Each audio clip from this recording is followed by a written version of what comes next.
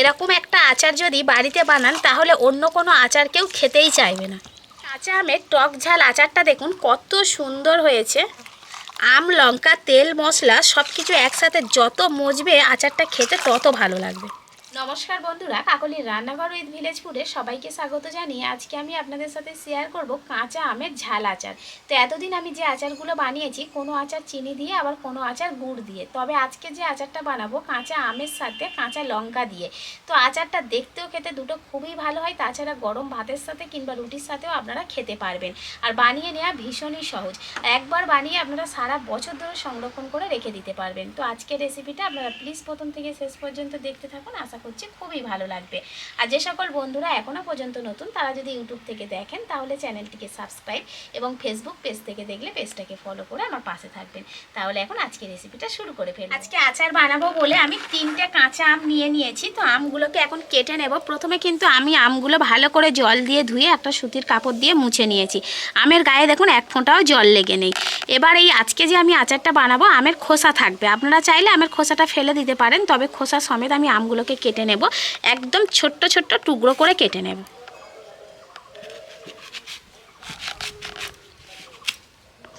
বীজটা দেখুন একদম পরিপক্ক হয়ে গেছে। তো একদম ছোট্ট ছোট্ট করে কাটবো, যেমন আলু ভাজার জন্য কাটা হয় আলু।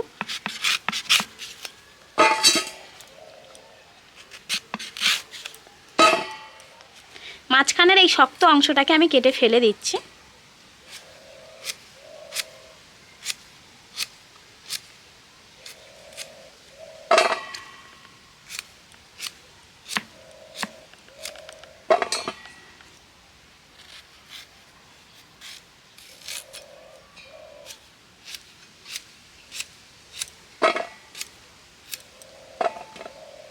সবগুলো আম কেটে নিয়েছি। আর আজকে যে আচারটা করব তার জন্য আম, লঙ্কা সব কিছু যা যা মশলা দেবো একদম ঝুরো ঝুরো হবে।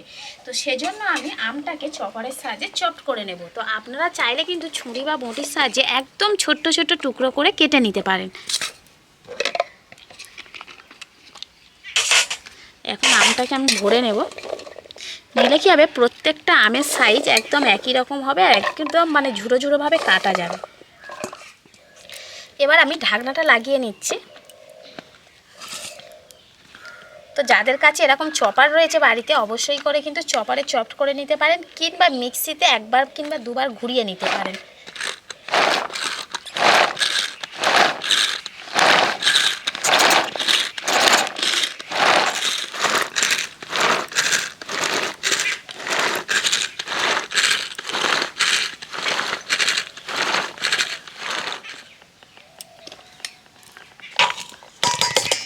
এই দেখুন একদম কিন্তু ঝুরো ঝুরো হয়ে গেছে।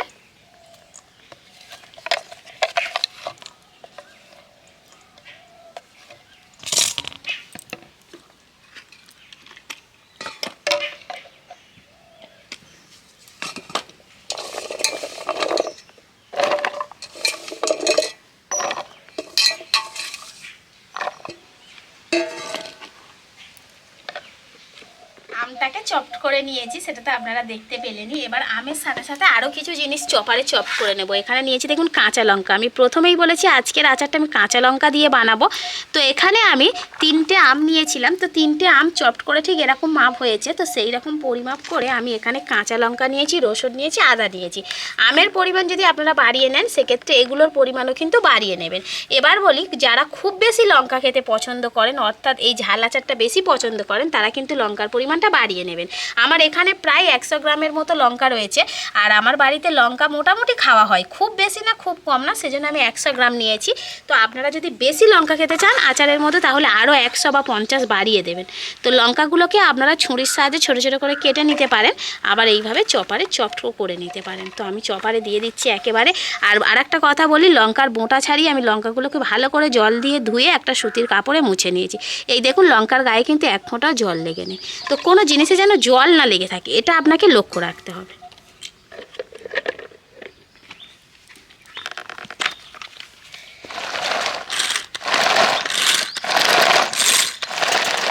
আমের সাথে লঙ্কাটাকেও দিয়ে দেব।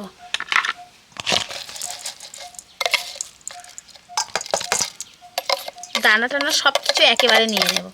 এবার আমি আচারের জন্য মশলা বানিয়ে নেব। তার জন্য নিয়েছি চা চামচের 2 চামচ করে, এখানে নিয়েছি মৌরি, জিরে, ধনে, আর নিয়েছি কালো আর সাদা সর্ষে। কালো সর্ষে 1 চামচ, সাদা সর্ষে 1 চামচ। তো সব কিছু একসাথে আমি শুকনো কড়াই ভেজে নেব।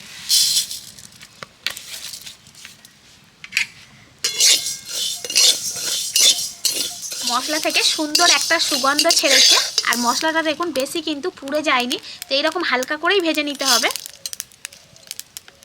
মশলাটা শিলে এখন আদা ভাঙা করে গুঁড়ো করে নেব।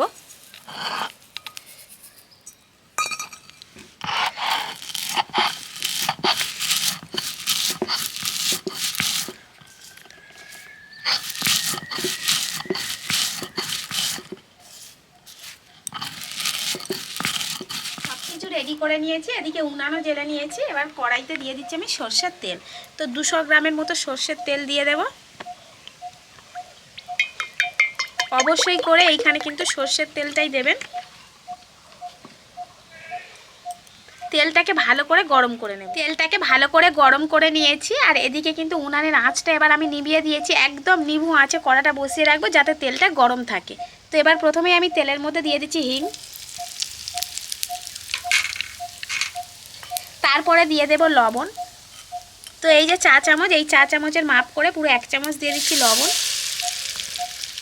দেবো 1 চামচ হলুদ গুঁড়ো,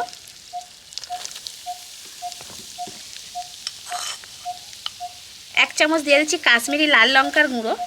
দিয়ে ভালো করে একটু নেড়ে নেব, এতে করে তেলের কালারটা খুব সুন্দর আসবে। আর তেলের কালার আসা মানে কিন্তু আচারের রঙটাও ভালো আসবে। এবারে এর মধ্যে আমি যে চপড করে রেখেছিলাম আদা রসুন, সেটাও দিয়ে দিচ্ছি। তেলের সাথে একটু নাড়াচাড়া করে নেব।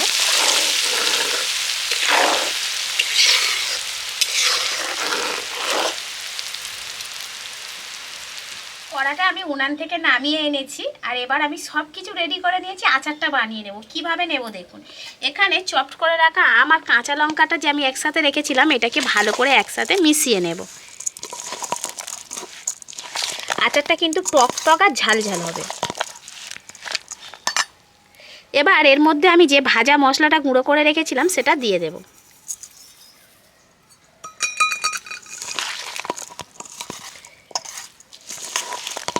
সুন্দর করে মিশিয়ে নিচ্ছি মশলাটা।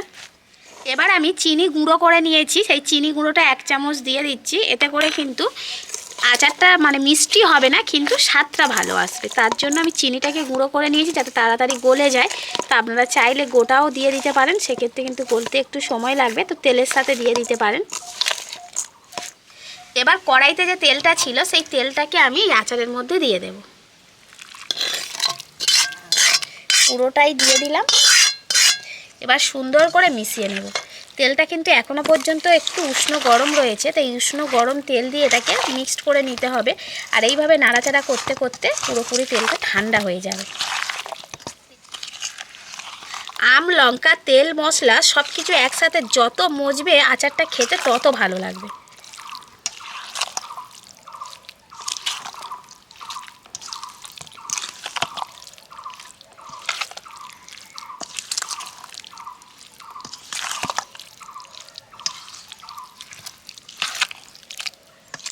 কাঁচা আমের টক ঝাল আচারটা দেখুন কত সুন্দর হয়েছে।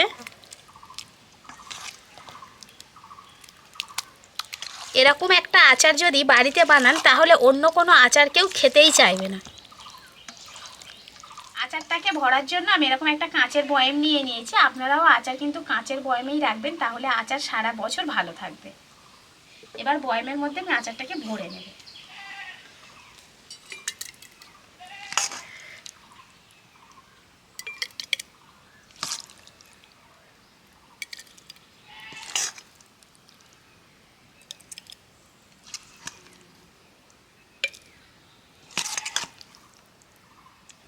আচারটা কতটা লোভনীয় হয়েছে দেখুন।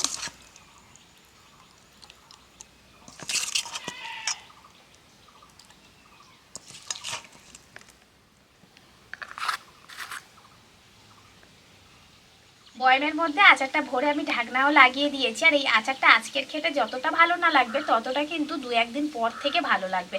যত সব কিছু একসাথে মজবে তত খেতে ভালো লাগবে। আর এটাকে কিন্তু আপনারা রোদ্দুরে দিতে পারেন মাঝে মধ্যে, মাসে মাসে হোক 15 দিন অন্তর হোক একটু করে রোদ্দুরে দিয়ে রেখে দেবেন, তাহলে দেখবেন আচারটা কিন্তু ভালো থাকবে। আর যদি রোদ্দুরে রাখতে চান তাহলে 1 চামচ বা 2 চামচ ভিনিগার কিন্তু এর মধ্যে দিয়ে মাখিয়ে নিতে পারেন। সেক্ষেত্রে রোদ্দুরেও দিতে হবে না আর আচারটা কোনোদিন ফ্রিজেও রাখতে হবে না।